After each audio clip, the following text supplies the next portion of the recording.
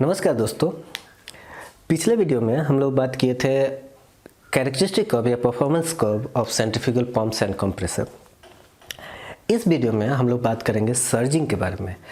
Centrifugal compressor में एक बहुत ही भयानक फेनोमेना होता है जिसको सर्जिंग बोलते हैं। बहुत ही डेट्रीमेंटल होता है, कंप्रेसर को तोड़ फोड़ देता है। कैसे होता है उसको समझते हैं। सर्जिंग एक ऐसा कंसेप्ट है ना जिसका एक्सप्लेनेशन बहुत कम जगह पे अच्छे से मिलता है। यूट्यूब पे तो मैंने कुछ वीडियो चेक किया था, उसमें तो ढंग से नहीं है, ठीक है। Even professor SK. सोम जो कि बहुत ही लर्नेड प्रोफेसर है IIT खड़गपुर का, उन्होंने एक्सप्लेन किया सर्जिंग का। उनका भी वीडियो लेक्चर देखा था, बट वो भी लेक्चर उतना अच्छे से एक्सप्लेन नहीं है जितना मैं सेंट्रीफ्यूगल कंप्रेसर का कुछ बुक्स पढ़ के जहाँ पे एक्सप्लेन किया गया, बहुत ही अच्छे से एक्सप्लेन किया गया है। अच्छे से उस जैसे एक्सप्लेन किया ऐसे ही यहाँ पे मैं समझाऊंगा। उससे एकदम क्लियर हो जाएगा कि सर्जिंग क्या होता है और वो क्यों इतना प्रॉब्लम क्रिएट करता है, ठीक है। तो अभी पिछले वीडियो में जैसे मैंने बताया था कि सेंट्रीफ्यूगल कंप्रेसर का जो कैरेक्टरिस्टिक कर्व होता है वो कर्व पंप के कैरेक्टरिस्टिक कर्व से डिफर इस तरह से कर जाता है कि उसमें एक नेगेटिव स्लोप वाला जो पार्ट है ही, इसके अलावा एक मैक्सिमम होता है और उसके बाद एक पॉजिटिव स्लोप वाला पार्ट भी होता है, ठीक है। इस वजह से ही ये एक ऐसा प्रॉब्लम है सर्जिंग जो कि कंप्रेसर में ही होता है, पंप के केस में नहीं होता है, क्योंकि पंप में ऑलवेज नेगेटिव स्लोप वाला ही कैरेक्टरिस्टिक कर्व हम लोग को रियलाइज होता है। अब मान लीजिए ये सेंट्रीफ्यूगल कंप्रेसर है, उसका कैरेक्टरिस्टिक कर्व है y एक्सिस पे डेल्टा P है, pressure develop by centrifugal compressor, and x axis पे उसका फ्लो रेट है, ठीक है।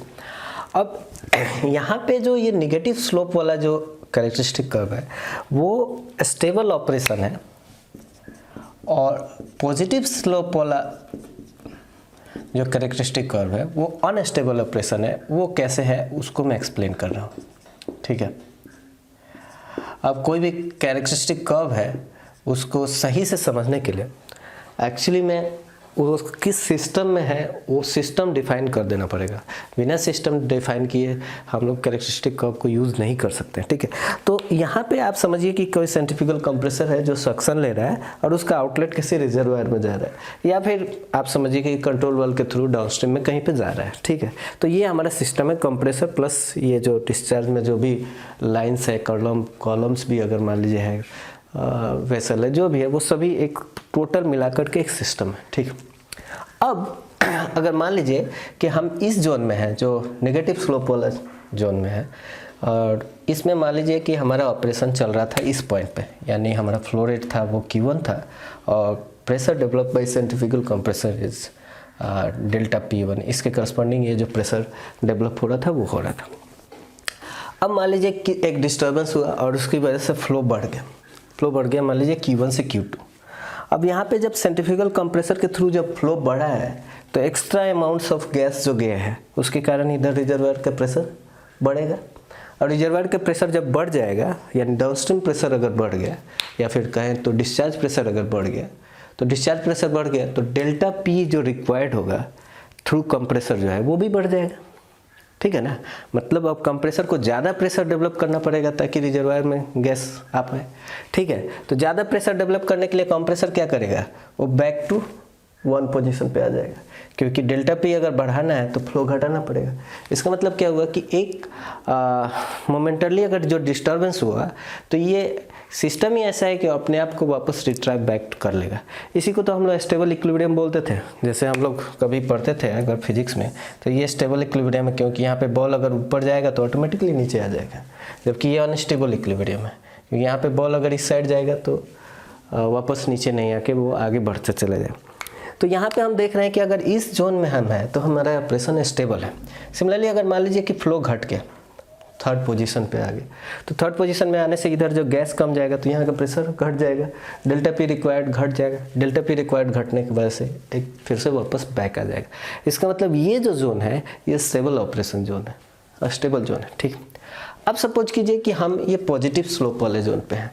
मान लीजिए कि हम इस पॉइंट पे थे 1 डैश पॉइंट पे, 1 डैश, अगर 1 डैश पॉइंट पे है करस्पॉन्डिंगली फ्लो रेट मान लीजिए हमारा Q1 डैश है, उस केस में क्या हुआ, अगर मान लीजिए एक फ्लक्चुएशन हुआ, उसके कारण अगर Q2 डैश पे हम चले गए, यानी 2 डैश पॉइंट पे चले गए, फ्लो रेट बढ़ा, फ्लो रेट बढ़ने के कारण इधर प्रेशर बढ़ेगा, प्रेशर बढ़ेगा तो डेल्टा पी रिक्वायर्ड बढ़ जाएगा, डेल्टा पी रिक्वायर्ड बढ़ जाएगा तो इसका मतलब कंप्रेसर को डेल्टा पी ज़्यादा डेवलप करना पड़ेगा, इसका मतलब ये और फर्दर आगे बढ़ेगा, ठीक है। फर्दर आगे बढ़ने से और ये इधर जाने लगेगा, इधर जाने से फर्दर इधर प्रेशर बढ़ता जाएगा, प्रेशर रिक्वायरमेंट भी बढ़ता जाएगा, तो इसलिए ये जो पॉइंट है, ऑपरेटिंग पॉइंट है, वो आगे इस डायरेक्शन में मूव करते जाएगा। अब इस डायरेक्शन मूव करते करते अगर ये पॉइंट ए पे आता है तब क्या हो, ए पे आए, अब यहाँ पे चूंकि कंटिन्यूसली गैस बढ़ते रहा है इसलिए रिजर्वायर का प्रेशर बढ़ते रहा, अगर रिजर्वायर का प्रेशर बढ़ते रहा तो इसका मतलब क्या हो कि इसका मतलब हमारा डेल्टा पी रिक्वायरमेंट भी बढ़ता रहा, और अगर डेल्टा पी रिक्वायरमेंट बढ़ता रहा इसका मतलब क्या हुआ, इसका मतलब ये हुआ कि इस पॉइंट पे आने के बाद फर्दर वो डेल्टा पी बढ़ाने के लिए अगर जैसे इधर बढ़ता है आगे, यानी फ्लो जैसे बढ़ाता है, तो देखते हैं कि प्रेशर जो डेवलप बाई कंप्रेसर वो कम हो जा रहा है। प्रेशर डेवलप यहाँ पे जो प्रेशर कंप्रेसर ने जो डेवलप किया वो कम है, जबकि इधर प्रेशर ज़्यादा था क्योंकि रिक्वायरमेंट ज़्यादा प्रेशर डेवलप करना था।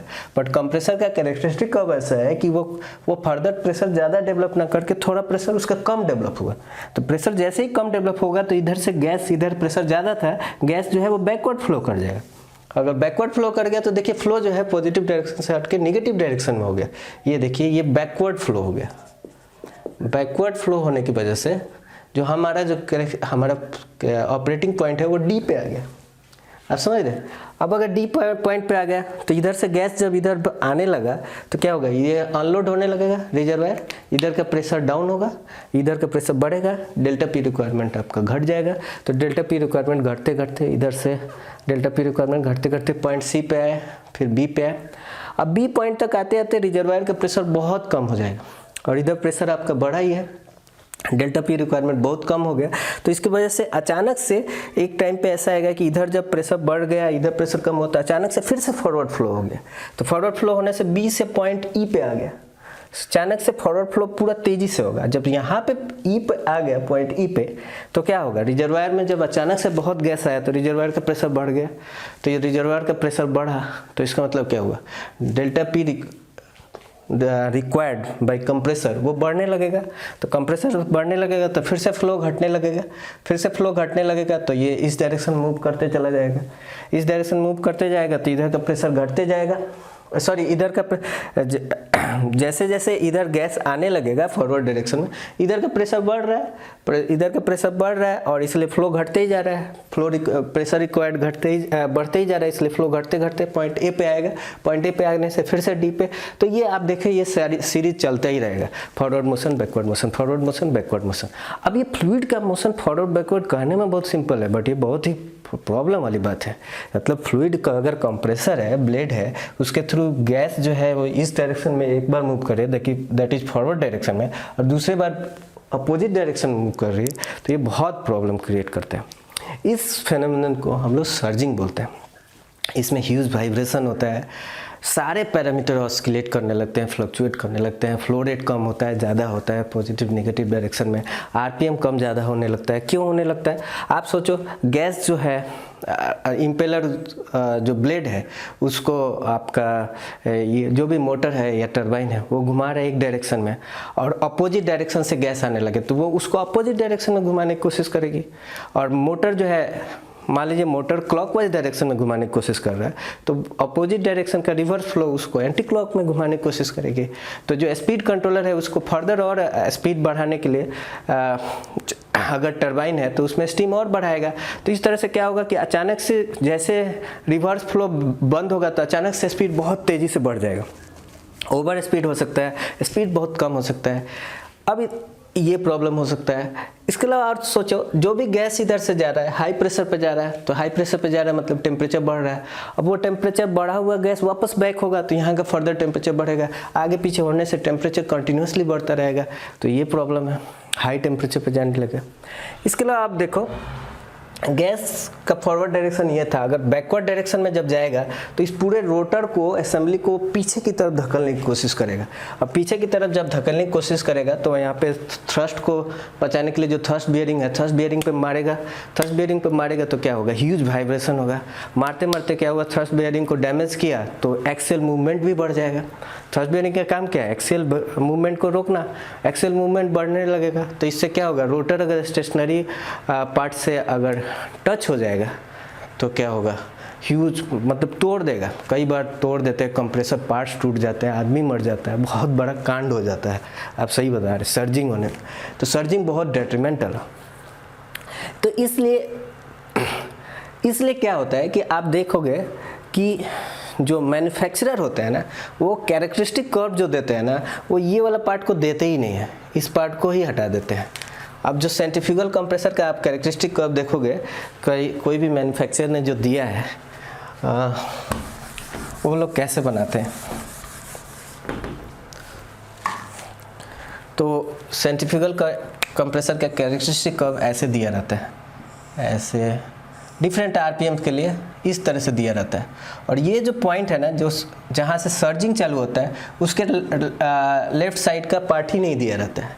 और ये जो पॉइंट है ना, इसको हम लोग सर्ज लाइन बोलते हैं, ये हो जाता है सर्ज लाइन। और ये मान लीजिए हेड वर्सेज क्यू है, या फिर डिफरेंट डिस्चार्ज प्रेशर या डेल्टा पी वर्सेज क्यू जैसे बनाएगा। तो अब देखिए डिफरेंट आरपीएम का जो कैरेक्टरिस्टिक कर्व होता है वो इस तरह से होता है। लेफ्ट साइड का जो पार्ट है, जो पॉजिटिव स्लोप वाला पार्ट है, वो नहीं दिया रहता है।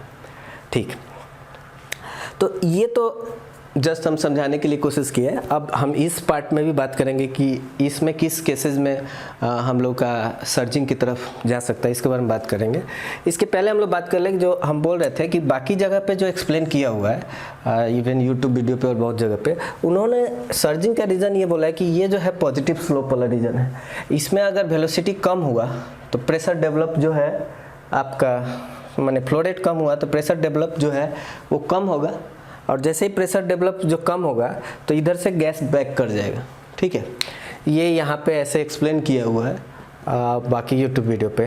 बट अगर इसको एक्सप्लेनेशन को सही माने तो फिर तो हमारा इस साइड वाला जो जोन है, इस साइड जोन में अगर हमारा वेलोसिटी बढ़ेगा तो वेलोसिटी बढ़ने के कारण फिर वही काम हो जाना चाहिए, फ्लो रिवर्स हो जाना चाहिए। बट ऐसा तो नहीं होता है।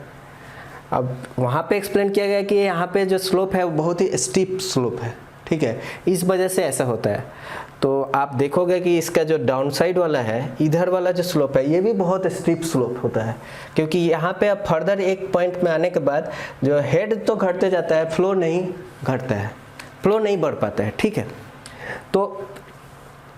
तो इसलिए जो एक्सप्लेनेशन है बहुत जगह पे, इवन सर ने भी एक्सप्लेन जो किया, एस किस्म सर ने, उन्होंने भी ऐसे ही एक्सप्लेन किया, वो उतना डाइजेस्टेबल नहीं है। मतलब ये जो एक्सप्लेनेशन है ना, ये काफ़ी सही लगा मुझे, तो मैंने भी ऐसे ही एक्सप्लेन किया। ठीक है, अब यहाँ पे ये एक जो लिमिट हो गया ना कि इस पॉइंट के इस साइड हमको नहीं रहना है, ये सर्ज लिमिट। और राइट साइड में भी एक लिमिट होता है। होता क्या है कि जैसे जैसे हम फ्लो बढ़ाते जाते हैं ना, तो फ्लो बढ़ाते जाते हैं तो हेड घटते जाता है।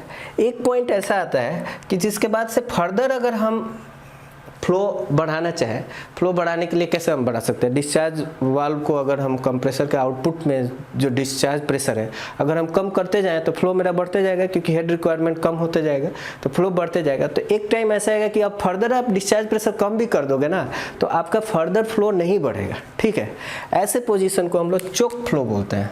चोक या स्टोन वाल भी बोला रहता है, स्टोन वाल। और ये क्यों होता है, क्योंकि फ्लो रेट इतना बढ़ गया कि उसके कारण जो प्रेशर जो डेवलप कर रहा है कंप्रेसर, वो फ्रिक्शन लॉस में ही चला जा रहा है। तो फर्दर हमारा जो है ना फर्दर फ्लो रेट बढ़ नहीं पा रहा, मतलब इतना ज़्यादा फ्लो हो गया है कि वो सोनिक वेलोसिटी को रीच कर जाता है। ठीक है, तो जब सोनिक वेलोसिटी को जब रीच कर जाता है तो फर्दर वो आप डिस्चार्ज प्रेशर कम भी कर दो ना तो फ्लो और नहीं बढ़ता है। ठीक है, तो कंप्रेसर में जो परफॉर्मेंस कैरेक्टरिस्टिक है उसमें दो लिमिट हो गए, एक साइड तो सर्ज लिमिट हो गया और दूसरे साइड जो है ना वो चोक फ्लो का लिमिट हो गया। वो चोक फ्लो इसलिए हो गया क्योंकि फ्लो इतना बढ़ गया कि वो सोनिक वेलोसिटी को रीच कर गया। अब उसके बाद फर्दर आप डिस्चार्ज प्रेशर घटा भी तो फ्लो और नहीं बढ़ेगा, क्योंकि इतना फ्लो है कि आप जो भी प्रेशर डेवलप हो रहा है वो फ्रिक्शन लॉस में ही यूज में आ जा रहा है। ठीक है, तो ये आपका कैरेक्टरिस्टिक कर्व आ गया। अब हम बात कर रहे हैं कि मान लीजिए कि ये तो हम बना ही नहीं रहे, रियल जो सेंट्रीफ्यूगल कंप्रेसर है उसमें तो हम ये पार्ट को बना ही नहीं रहे। अगर मेरा यही पार्ट अवेलेबल है, मान लीजिए एक फिक्स आरपीएम मशीन है, एक ही कैरेक्टरिस्टिक कर्व है और ये आपका सर्ज लाइन है। अब इस केस में अगर पूछा जाए कि सर्जिंग में कैसे जा सकता है, देखिए तो सर्जिंग में कैसे जा सकता है। सर्जिंग में जाने का एक रीज़न ये हो सकता है कि मान लीजिए आपका डिस्चार्ज प्रेशर, कंप्रेसर का डिस्चार्ज प्रेशर जो है वो बढ़ गया मतलब आपने सेट पॉइंट बढ़ा दिया, जैसे ये रिजर्वायर है इसी का सेट पॉइंट आप बढ़ा दिए। अब इसको ज़्यादा प्रेशर पे ले जाना है तो इसका मतलब कंप्रेसर के थ्रू फ्लो घटता जाएगा। अब आप प्रेशर, अगर रिजर्वायर का प्रेशर बढ़ाते ही चले गए तो कंप्रेसर के थ्रू फ्लो घटते घटते इस पॉइंट पे आ जाएगा, ए पॉइंट पे, और ए पॉइंट पे जाएगा तो फिर से वही फ्लो फॉरवर्ड बैकवर्ड होना चालू हो जाएगा। तो एक तो रीज़न ये हो सकता है कि अगर कंप्रेसर का डिस्चार्ज प्रेशर बढ़ाएंगे तो कंप्रेसर सर्ज में जा सकता है, ठीक है। और क्या क्या रीज़न हो सकता है जिसकी वजह से कंप्रेसर सर्ज में जा सकता है, तो वो समझने के लिए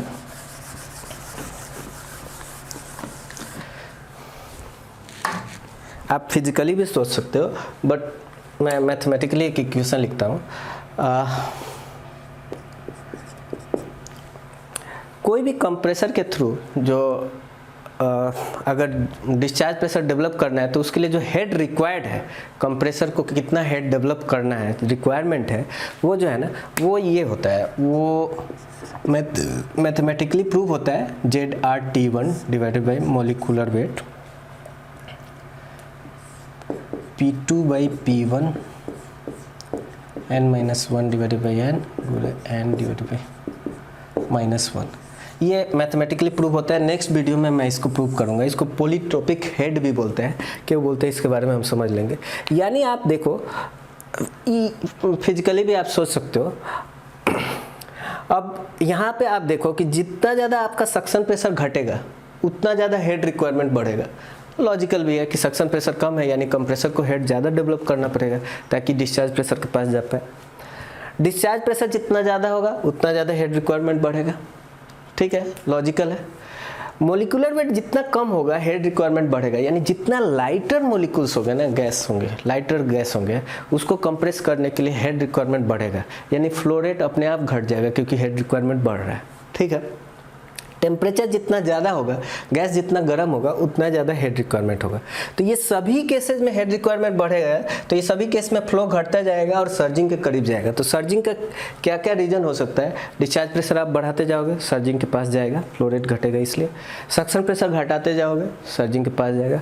मोलिकुलर वेट घटाते जाओगे, उसकी वजह से सर्जिंग के पास जा सकता है। टेम्परेचर बढ़ाते जाओगे, उसकी वजह से भी सर्जिंग के पास जा सकता है, ठीक। इसको हम ऐसे भी सोच सकते हैं कि जो डेल्टा पी प्रेशर डेवलप जो होता है वो बेसिकली डेंसिटी टाइम्स हेड होता है, ठीक है, रो GH ही होता है। अब यहाँ पे जनरली हम लोग प्रेशर जो kg/cm² या PSI में करते हैं जो कि P/G ही होता है, इसलिए delta P equal to rho H अगर हम सोचें तो कोई भी रीजन से अगर आपका डेंसिटी कम हो रहा है गैस का तो हेड रिक्वायरमेंट जो है वो पंप कंप्रेसर को हेड ज़्यादा डेवलप करना पड़ेगा सेम डेल्टा पी जनरेट करने के लिए। तो डेंसिटी अगर कम होगा तो हेड ज़्यादा डेवलप करने के लिए आपका जो फ्लो कम होगा और इस वजह से सर्जिंग के पास जा सकता है। और डेंसिटी को हम लिख सकते हैं P इज इक्वल टू, आप ऐसे सोचो, PV is equal to ZRT ZnRT अगर हम लिखते हैं तो इसको हम लिख सकते हैं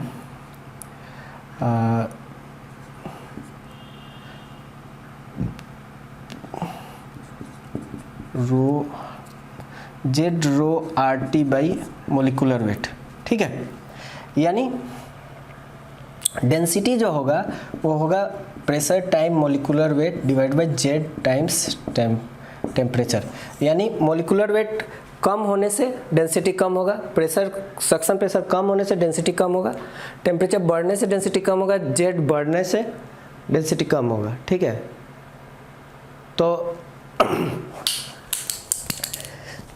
जिन जिन कारण से डेंसिटी कम होगा उन कारण से डेल्टा पी रिक्वायर्ड आपका हेड रिक्वायरमेंट बढ़ेगा, तो उस वजह से सर्जिंग होगा, ठीक है। अब अब मैं एक चीज़ इसको कंप्रेसर का फिजिकली भी समझाता हूँ कि सर्जिंग में एक्चुअली में होता क्या है, क्यों सर्ज होने लगता है। तो पिछले वीडियो में जैसे मैंने बताया था कि जो इम्पेलर ब्लेड है उसके ऊपर फ्लूइड जो है ग्लाइड करते हुए जाना चाहिए, ठीक है। यानी फ्लूइड जो है ग्रिप, फ्लूइड पार्टिकल्स का ब्लेड के ऊपर ग्रिप बने रहना चाहिए, ठीक है। अब होता क्या है कि फ्लूइड का वेलोसिटी कम होते होते एक टाइम ऐसा आता है कि वो ग्रिप छूट जाता है, ठीक है। अब अगर मान लो कंप्रेसर का फ्लो कम होते होते एक पॉइंट ऐसा है जहाँ पे ग्रिप ही छूट गया, तो फ्लूइड पार्टिकल्स ना वो बस सर्कुलेट होते रह जाता है ब्लेड के थ्रू और वो बाहर नहीं निकल पाता है, ठीक है, बस स्पिन करने लगता है। अब जब वो बाहर नहीं निकल पाता है तो कंप्रेसर में क्या होता है, प्रेशर कैसे डेवलप करता है, एक तो सेंट्रीफ्यूगल एक्शन के, और फिर जो वेलोसिटी जो बढ़ता है वो डिफ्यूजर वेन के थ्रू, जहाँ एरिया आपका बढ़ता है तो वेलोसिटी घट के प्रेशर आपका जो है बढ़ जाता है। तो वो जोन में जा ही नहीं पाएगा तो प्रेशर आपका फर्दर नहीं बढ़ेगा, इसलिए वेलोसिटी जो है वो इस जोन पे यहाँ से यहाँ तक आते आते वेलोसिटी जीरो होगा। अब जैसे वेलोसिटी जीरो होगा तो मान लीजिए कंप्रेसर है, आप अगर मान लो ये एनआरवी भी है, तो यहाँ की से यहाँ तक के पास में जो गैस था वो गैस वो बैकवर्ड डायरेक्शन में जाता है, समझ ना। मैं इसको फिजिकली बताना चाह रहा हूँ कि क्यों ऐसा होता है कि एक फ्लो के से नीचे जाने पे वो फ्लो रिवर्स क्यों हो जाता है। वो इसलिए होता है कि ब्लेड के ऊपर जो फ्लूइड पार्टिकल्स का है ना वो ग्रिप छूट जाता है, ग्रिप छूट जाता है तो वो बाहर फेंक ही नहीं पाता है। बाहर नहीं फेंक पाता है तो क्या होता है कि जो आउटलेट में जो पहले से गैस रहता है वो बैक मूव कर जाता है। अब जब बैक मूव कर जाता है तो इधर आता है, इधर आने के बाद फिर से जो प्रेशर इस साइड बढ़ता है, इस साइड बढ़ने के बाद एक टाइम पे इतना गैस इधर आ जाता है कि फिर से फ्लो आ जाता है, फिर से फ्लो आया, तो ये कहानी चलती रहती है। तो मेरे ख्याल से सर्जिंग को इस वीडियो में आप पूरे अच्छे से समझ गए होंगे। नेक्स्ट वीडियो में हम बात करेंगे पॉलीट्रोपिक हेड, इसको हम डिराइव करेंगे मैथमेटिकली, फिर हम लोग आगे बात करेंगे। सेंट्रीफ्यूगल पंप्स का कैरेक्टरिस्टिक का भी हम लोग डिटेल में बात करेंगे, सिस्टम कर्व के बारे में बात करेंगे, फिर हम लोग सेंट्रीफ्यूगल कंप्रेसर के बारे में भी बात करेंगे। तो इस पूरे सीरीज में आप बने रहिए, ये सारे कंसेप्ट अच्छे से क्लियर हो जाएंगे। धन्यवाद।